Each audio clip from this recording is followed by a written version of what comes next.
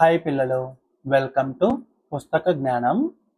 ఇవాళ మనము 5th class English text బుక్లోని 6th chapter the wise judgement, ఈ చాప్టర్లో ప్రీ రీడింగ్ పార్ట్ నేర్చుకుందాము. ఇంతకుముందు వీడియోస్ చూడకపోతే ఆ వీడియోస్ ఇక్కడ ఐకార్డులో ఇస్తాను, చూడండి. The wise judgement pre reading. Look at the picture and answer the following questions. ఇక్కడ ఒక చిత్రం ఇచ్చారు. ఆ చిత్రాన్ని చూస్తూ ఇచ్చిన ప్రశ్నలకి సమాధానాలు చెప్పండి. First question, whom do you see in the picture? Whom do you see? మీరు ఎవరిని చూస్తున్నారు? in the picture అంటే మీకు ఎవరెవరు కనిపిస్తున్నారు చిత్రంలో? చిత్రంలో నాకు ఒక ఆడావిడ, ఒక చిన్న పాప, ఒక మగాయిప, గాడిదని పట్టుకుని ఒక ఆయన, లోపల ముగ్గురు తింటూ ఉన్నారు, కింద ఆ ముగ్గురికి ఒకతను వడ్డిస్తూ ఉన్నాడు, ఇటువైపు ఒక పాత్రలో వంట వండుతూ ఉన్నారు. ఆ వంట వస్తున్న వాసనని ఇక్కడ గాడితో వెళ్తున్న అతను ఆస్వాదిస్తున్నాడు కదా. చూస్తే వీళ్ళందరూ వీళ్ళ వేషధారణ చూస్తే వీళ్ళు ఇస్లాం మతానికి చెందిన వాళ్ళలా ఉన్నారు కదా, ముస్లింల లాగా ఉన్నారు కదా. వీళ్ళు కట్టిన తలపాగాలు, వీళ్ళ డ్రెస్సులు చూస్తే వీళ్ళు ముస్లిం మతానికి చెందిన వాళ్ళలా ఉన్నారు. ఇక్కడ వంటలు వండుతున్నారు, ఇక్కడ ఇతను అందరికి వడ్డిస్తున్నాడు. చూస్తే ఇదొక భోజనశాల, హోటల్ లాగా ఉంది కదా. What do you think that he is carrying in his hand? ఇక్కడ మనకి గాడిదని పట్టుకున్న అతని చేతిలో ఒకటి కనిపిస్తోంది కదా. ఇదేంటనుకుంటున్నారు మీరు? What do you think he is carrying in his hand? అతని చేతిలో ఏం మోసుకెళ్తున్నాడో మీరు అనుకుంటున్నారు? నాకైతే ఇది ఒక రొట్టె ముక్క, ఒక బ్రెడ్, రొట్టెలాగా అనిపిస్తుంది. If you have no food during your travel, where do you eat? If you have no food, మీ దగ్గర ఆహారం లేకపోతే, డ్యూరింగ్ యువర్ ట్రావెల్, మీరు ఎక్కడికైనా ప్రయాణం చేస్తున్నారు, అప్పుడు మీ దగ్గర ఆహారం లేదు. వేర్ డు యూ ఈట్, మీరు ఎక్కడ తింటారు చెప్పండి. మీరు ఎక్కడికైనా ప్రయాణం చేస్తున్నప్పుడు మీ దగ్గర ఆహారం లేకపోతే మీరు ఎక్కడికి వెళ్ళి తింటారు? రైట్, హోటల్కి వెళ్ళి తింటారు. What is needed to eat in a hotel? మరి హోటల్లో తినడానికి ఏం కావాలి కదా. హోటల్లో తినడానికి డబ్బు కావాలి, money. Money is needed to eat in a hotel. When there is no money, is it possible to eat in a hotel?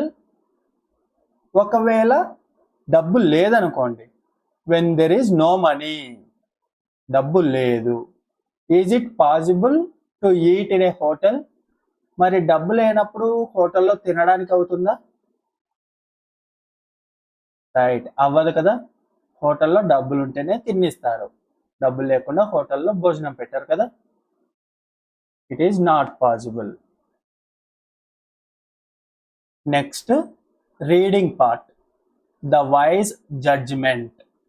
ఈ చాప్టర్లో నేర్చుకున్నాము ఈ పాఠ్యాంశాన్ని.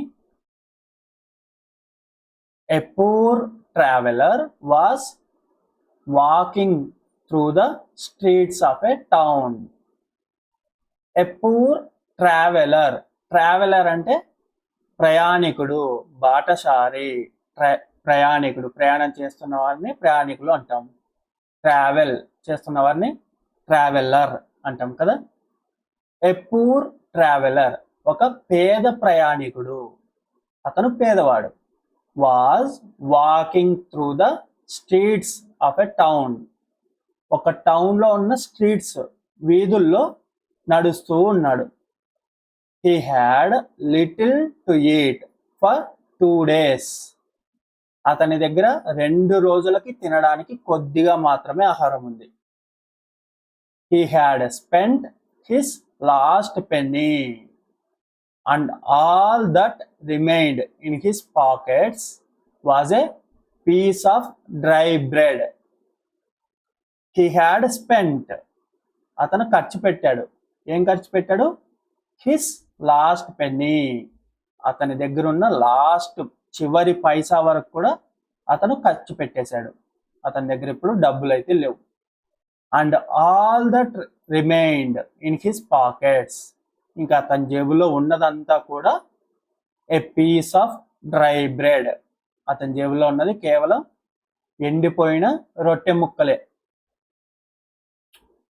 As he passed by an eating house, ఒక భోజనశాల దగ్గరగా అతను వెళ్ళాడు. ఒక భోజనశాల అతను వెళ్తున్న దారిలో పక్కన ఉంది. He saw several people sitting around the fire. అక్కడ ఒక నిప్పు మంట చుట్టూరా కొద్దిమంది మనుషులు కూర్చొని ఉండడం అతను చూశాడు. ఈటింగ్ అండ్ డ్రింకింగ్, అక్కడ వాళ్ళ మంట చుట్టూ కూర్చొని తింటున్నారు, తాగుతూ ఉన్నారు. On the fire there was a large cooking pot, ఆ మంట మీద ఒక పెద్ద వంట పాత్ర ఉంది. లార్జ్ కుకింగ్ పాట్, పెద్ద వంట పాత్ర ఉంది. ఫుల్ ఆఫ్ మీట్ బాల్స్, అక్కడ మీట్ బాల్స్ అంటే తెలుసు కదా మీకు, మీట్ బాల్స్ అనే ఒక వంటకం చేస్తారు. ఆ కుకింగ్ పాట్ మీద, ఆ పెద్ద వంట పాత్ర మీద మొత్తం మీట్ బాల్స్ ఉన్నాయి. గివింగ్ అవుట్ ఏ డెలిషియస్ స్మెల్, అవి చాలా మంచి వాసన వస్తున్నాయి అక్కడ వంట చేస్తుంటే ఆ పాత్రలో. That would make a hungry man's mouth water, అసలే ఆకలితో ఉన్నవాడికి అలాంటి మంచి వాసన వస్తే నోరంతా ఊరుతుంది కదా.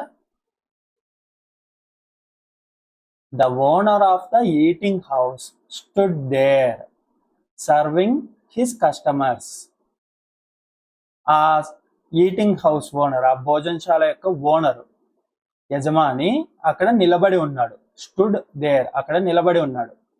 సర్వింగ్ హిస్ కస్టమర్స్, అక్కడికి వచ్చిన కస్టమర్స్కి, ఎవరైతే ఆ హోటల్కి భోజనశాలకు ఎవరైతే వచ్చి తింటున్నారో వాళ్ళందరికీ సర్వ్ చేస్తున్నాడు.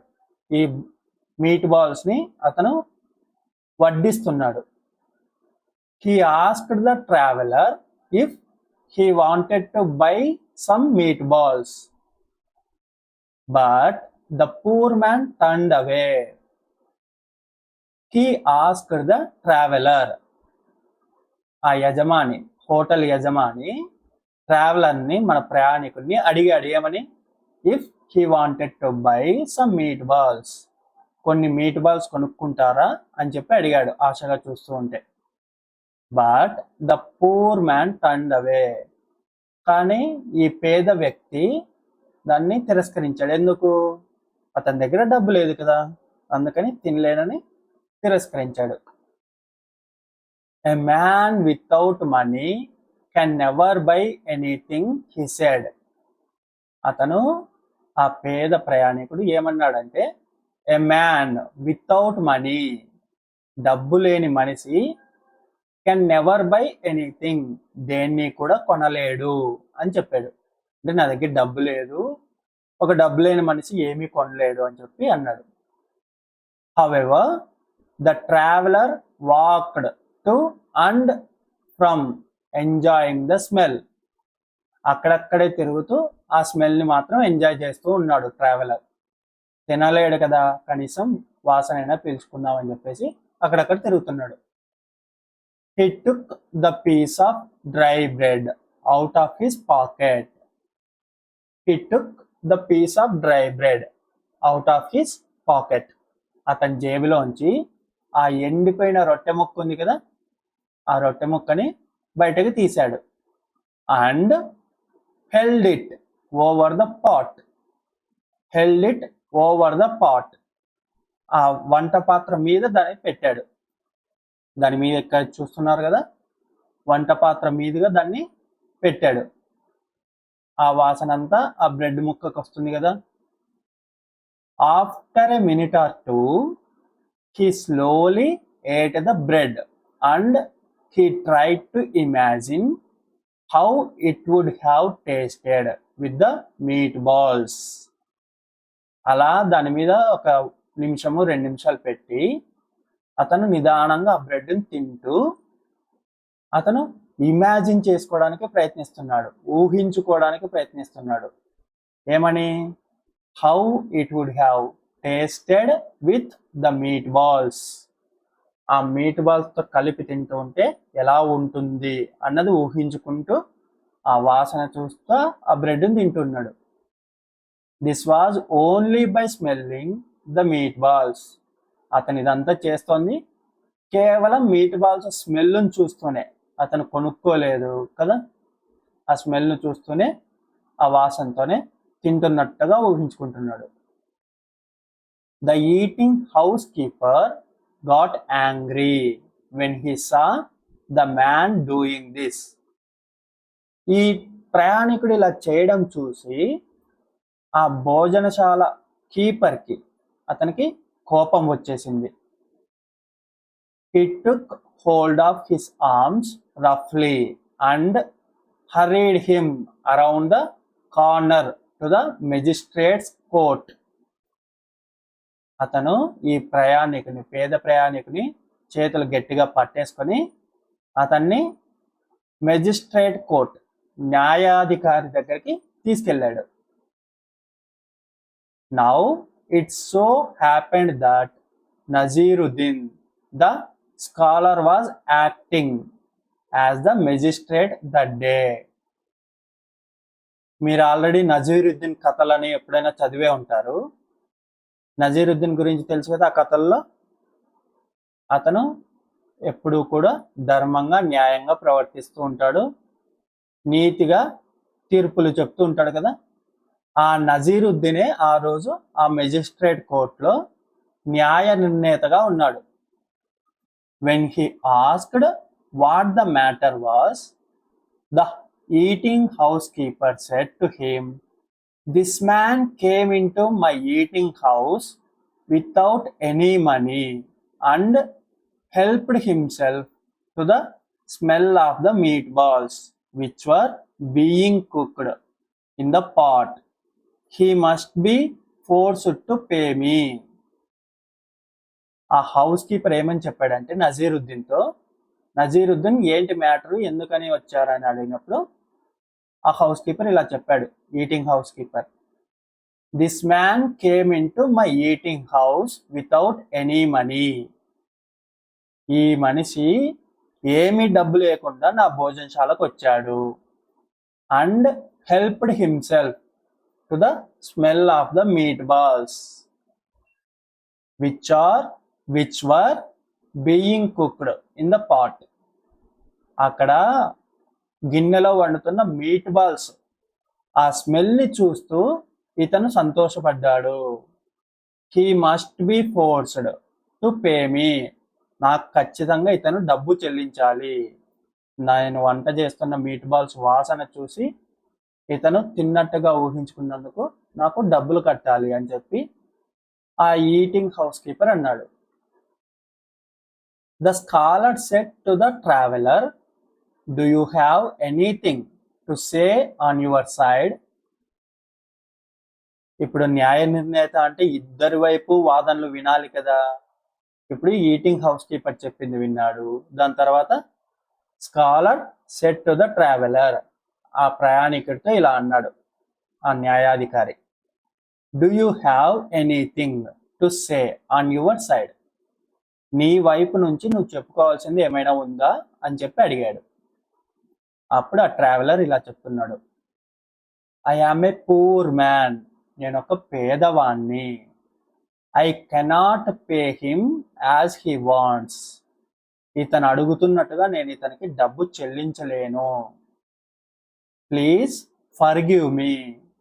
దయచేసి నన్ను క్షమించండి.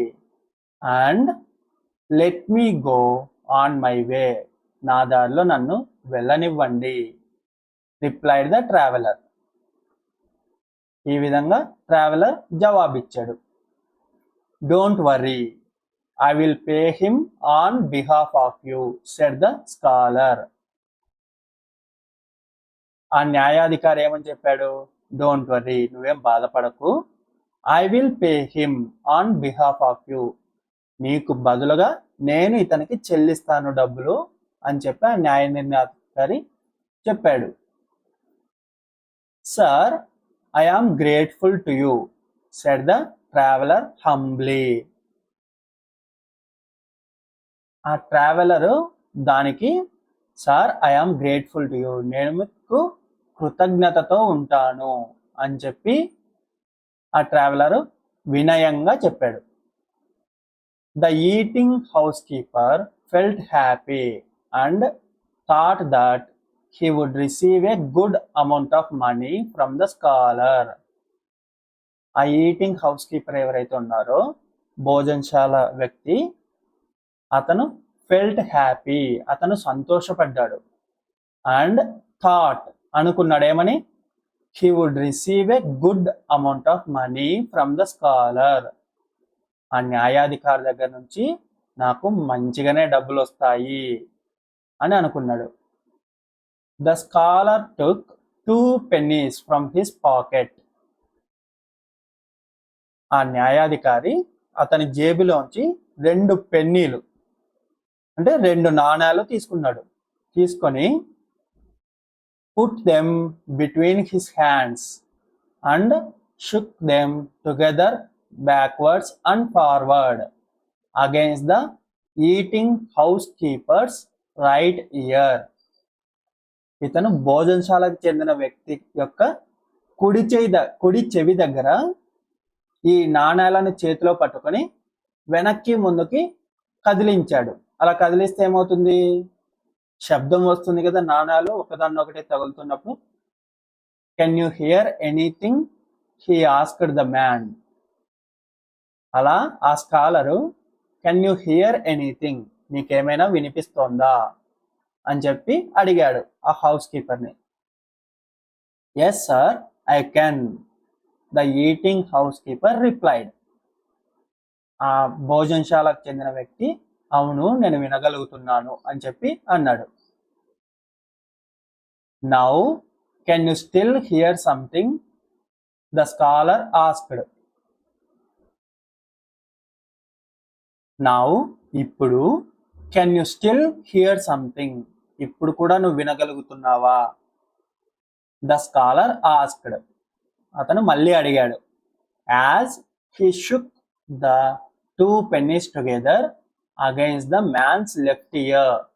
ఇతను ఇప్పుడు ఆ భోజనశాల వ్యక్తి ఎడమ చెవి దగ్గర కూడా అలాగే చేతిని కదిలించి, ఇప్పుడు కూడా నీకు వినిపిస్తుందా అని చెప్పి అడిగాడు.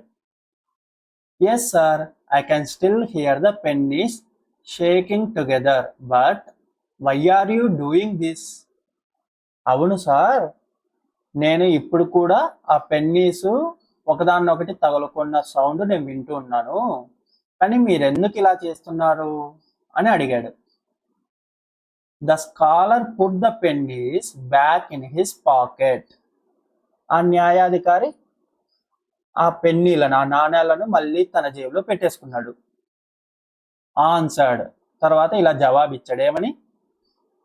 Surely the sound of money is a fair payment for the smell of meat balls. ఖచ్చితంగా చెప్పచ్చు, డబ్బుల యొక్క సౌండే మీరు వండుతున్న మీట్ బాల్స్ యొక్క స్మెల్కి కరెక్ట్ పేమెంట్. కరెక్ట్గా చెల్లించాల్సింది మీరు స్మెల్కి చెల్లించాలన్నప్పుడు స్మెల్కి తగ్గట్టుగా మేము సౌండ్తోనే చెల్లిస్తాము అని చెప్పి అన్నాడు. I have their four paid twice. నేను నీకు 2 సార్లు పే చేశాను, 2 సార్లు నీకు చెల్లించాను. And that is more than enough. నీకు అలా చెల్లించడం చాలా ఎక్కువ. Let this poor traveller continue his journey. ఈ పేద ప్రయాణికుణ్ణి ఇతని ప్రయాణాన్ని కొనసాగించని అని చెప్పి అన్నాడు. అర్థమైంది కదా మీకు చాప్టర్? ఒక పూర్ ట్రావెలర్ డబ్బు లేక ఆ మీట్ బాల్స్ స్మెల్ని ఆస్వాదిస్తూ రొట్టెని తింటూ మీట్ బాల్స్ తింటున్నట్టు ఊహించుకున్నాడు అంతే. దానికి మీట్ బాల్స్ కి డబ్బులు చెల్లించాలి అని ఎవరైనా అడుగుతారా? లేదు కదా. కానీ ఆ భోజనశాల యజమాని అలా అడిగాడు. దానికి స్కాలర్, ఆ న్యాయాధికారి బుద్ధి తెప్పించాలని చెప్పేసి, నీకు స్మెల్కి డబ్బులు చెల్లించాలి అంటే నీకు దానికి తగ్గట్టుగానే మేము డబ్బుల సౌండ్ వినిపించాము. స్మెల్కి డబ్బుల సౌండ్ వింటే సరిపోతుంది కదా, తినలేదు కదా, తింటే డబ్బులు ఇవ్వాలి అని మంచిగానే గుణపాఠం నేర్పించాడు కదా. ఈ చాప్టర్లో ఈ గ్లోజరీకి మీరు అర్థాలు నేర్చుకోండి, ఈ పదాలన్నీ నేర్చుకోండి. అలాగే మీకు చాప్టర్లో ఎక్కడైనా అర్థం కాని పదాలు ఉంటే వాటిని అండర్లైన్ చేసుకొని అర్థాలు వెతికి నేర్చుకోండి డిక్షనరీలో. సరేనా?